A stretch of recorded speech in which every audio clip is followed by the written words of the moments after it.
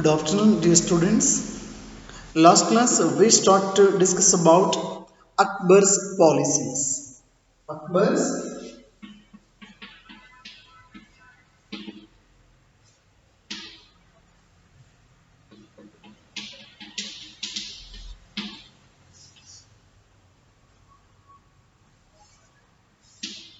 Akbar's policies. See, previous class I told that already we have discussed. The broad features of administrations were laid down by Akbar and were elaborately discussed by the scholar Abul Fazl in his book The Akbarnama. So, especially in particular in its last volume, that is Aini Akbari. In that Aini Akbari, Abul Fazl, so he was completely laid down, elaborated the administrative system of the Akbar. See, according to Abul Fazl, so the entire empire it was divided into provinces. The entire empire divided into provinces, and these provinces called as subas. Understood now? So these provinces are called as subas, and these subas are governed by subadars. These provinces are governed by subas. See, subadar was a head of the provinces. See here, Subadar carried out both political and military functions. So Subadars were who carried out both military and political functions. See, each provinces also had a financial office. So again, each provinces had financial officer who is called as Diwan. So Diwan was a financial officer of province or subas. Got it now? And also, dear students, then some of the other officers also, especially in the maintenance for the maintenance of the peace and order in his province. So there were the some of the different officers. So they were supported subadas. So let us see those were the supporting officials, especially the military paymaster. Military paymaster. So the military paymaster used to call as Bakshis.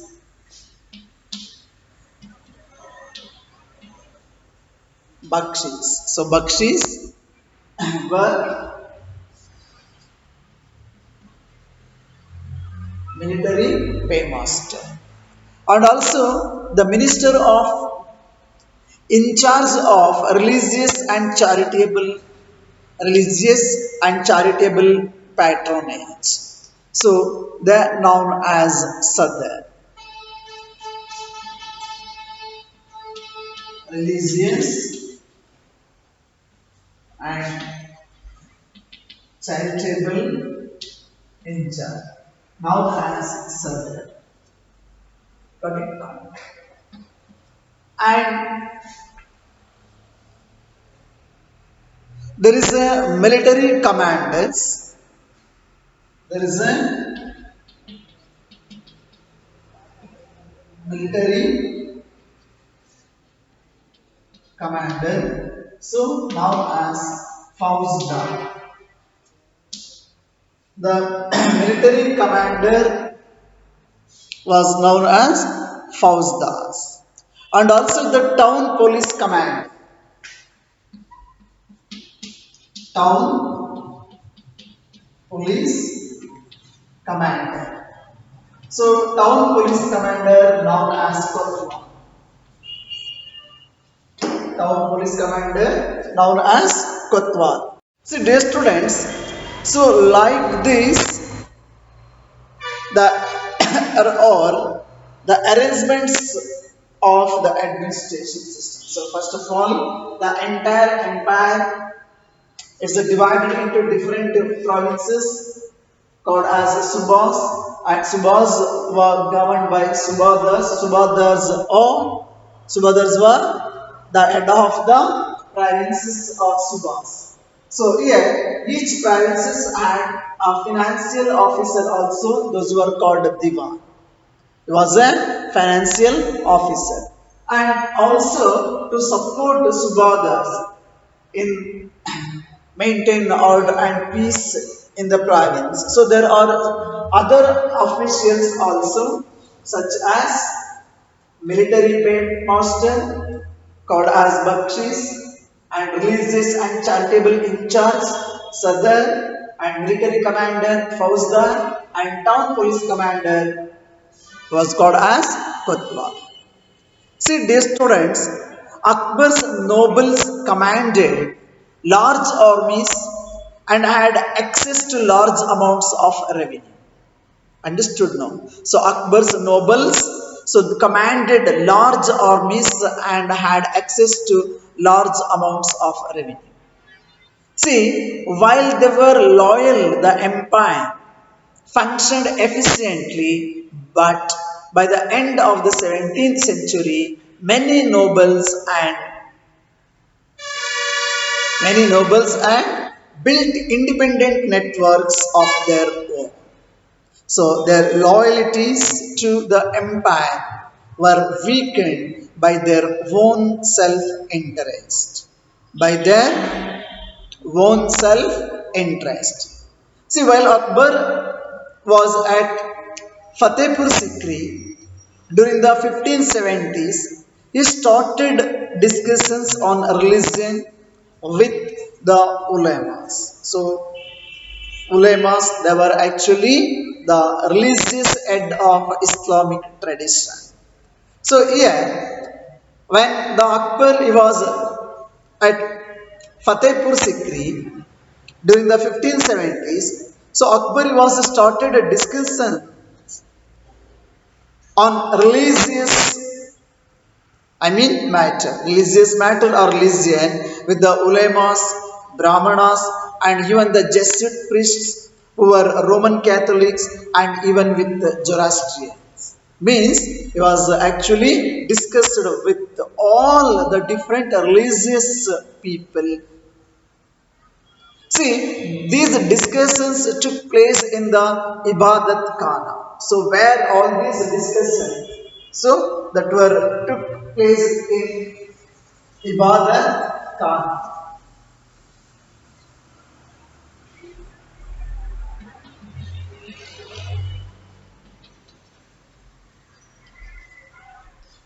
So, Ibadat Khana, it was the place where all the different religious scholars, so they were participated in the religious discussions with the Akbar. So he was interested in the religion and social customs of different people. So Akbar was very much interested in the religion and the social customs of different people. So Akbar's interactions with people of different faiths, Akbar's interaction with people of different faiths made him realize that religious scholars who emphasized a ritual and what we called dogma were often bigots or bigots. Dogma and later we were called as bigots. What were these dogma or bigots? See, dogma that means a statement or an interpretation declared as authoritative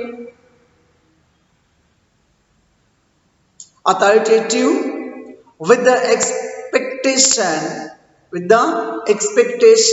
that it would be followed without question. That should be followed. It could be followed. So that is called dogma. Okay, that is a statement or an interpretation declared as authoritative with the expectation that it will be followed without question. Without question. That by God, that means an individual who is intolerant of another person's religious beliefs or culture. Understood? See, their teachings created divisions and disharmony amongst its subjects. So, their teachings created divisions and disharmony amongst his subjects. So, this eventually led Akbar to the idea of Sulhi-Kul. Sulhi-Kul.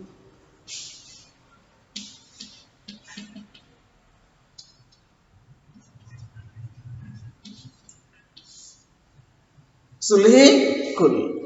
See, what is the meaning of Sulhi-Kul? That means universal peace. Universal peace. So Sulhi-Kul means universal peace. See, this idea of tolerance did not discriminate between people of different religions in Israel. So according to Akbar, the idea of tolerance did not discriminate between people of different religions. So instead, it focused on a system of ethics, that is honesty, justice, peace, that was universally applicable. So that's what. So actually, Akbar was led the idea of Sulhi Kul. Understood now? That's about the universal peace. So actually, these are focused on a system of ethics such as honesty, justice, peace. So that was universally applicable. Abul Fazl helped Akbar in framing a vision of governance around this idea of Sulhi. So Abul Fazl, so he was actually helped Akbar in framing a vision of governance around this idea of Sulhi. So this principle of governance was followed by Jahangir and Shah Jahan as well. So the same kind of, the same principle of governance was followed by Jahangir, the Mughal Empire in the 17th century and after. See, the administrative and military efficiency of the Mughal Empire led to great economic and commercial prosperity. So, international travelers described it as the fabled land of wealth. So, the most of the international travelers during this time, so they were described it as the fabled land of wealth. But these same visitors were also appalled at the state of poverty that existed side by side with the greatest opulence. So they were actually described it is the fabulous land of wealth. At the same time, the same visitors they were appalled at the state of poverty that existed side by side with the greatest opulence. They were focused on the richness of the land also and as well as the poverty also. See, the inequalities were glaring.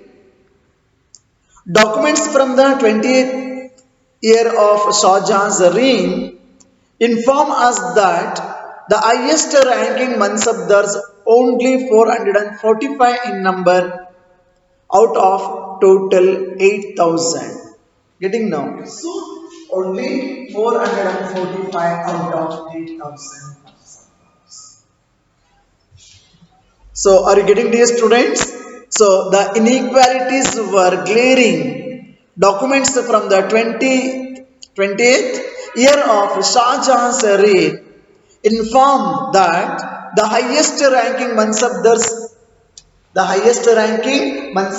were only 445. That is out of a total 8,000 Mansabdars. That is out of a total 8,000 Mansabdars. See, this is a small number, a mere 5.6% total number of Mansabdars. So it is of actually 5.6% in the total number of Mansabdars. So they received 61.5% of the total estimated revenue of the empire as salaries for themselves and their troopers.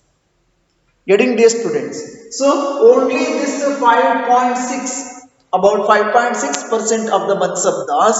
So they are actually received 61.5% of the 61.5% of the total estimated revenue of the empire as salaries for themselves and their troopers.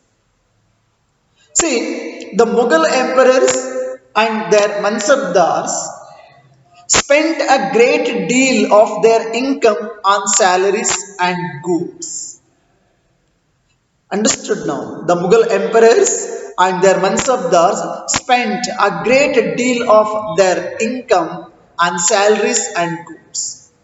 So this expenditure benefited the artisans and peasantry who supplied them with goods and produce.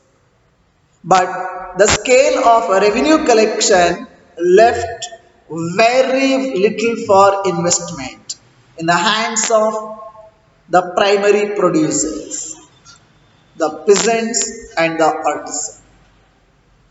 The poorest amongst them lived from hand to mouth, and they could hardly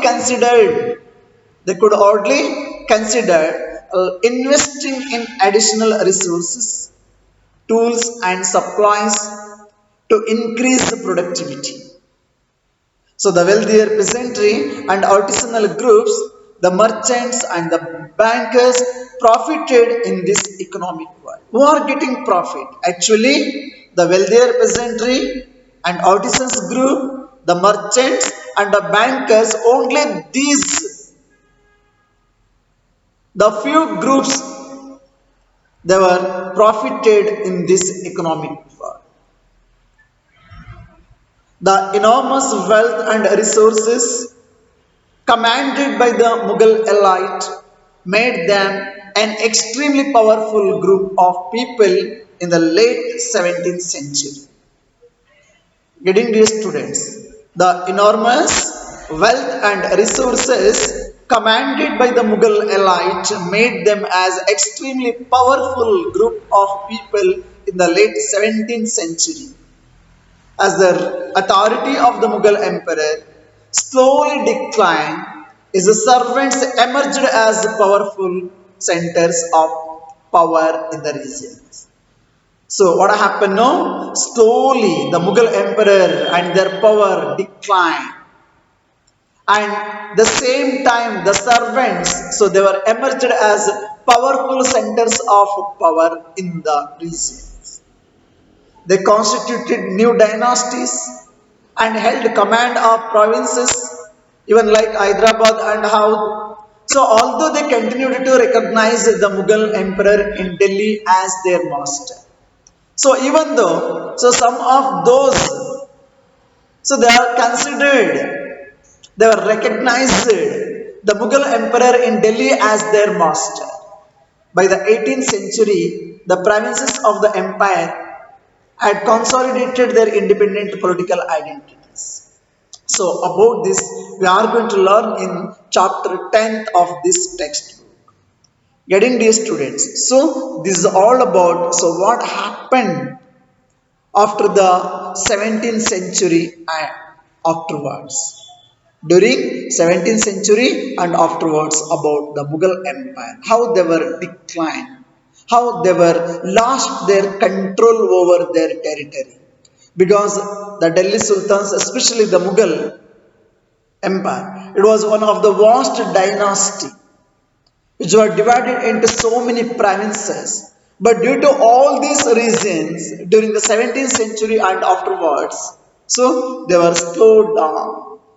Their power is start to decline. When their power start to decline, and the servants of the Mughals, so they were emerged as powerful centers of power. Powerful centers of power in the different regions and provinces. And for example, the Hyderabad and how. So although dear students, so they were continued to recognize the Mughal emperor in Delhi as their master, as their head. So due to all these the different reasons, so slowly the Mughal Empire, it was a decline in Delhi. So about by the 18th century, the provinces of the empires had consolidated their independent political identities. So regarding this, we are going to learn in the lesson number 10 of this textbook, dear students. So I hope you all have understood about very clearly.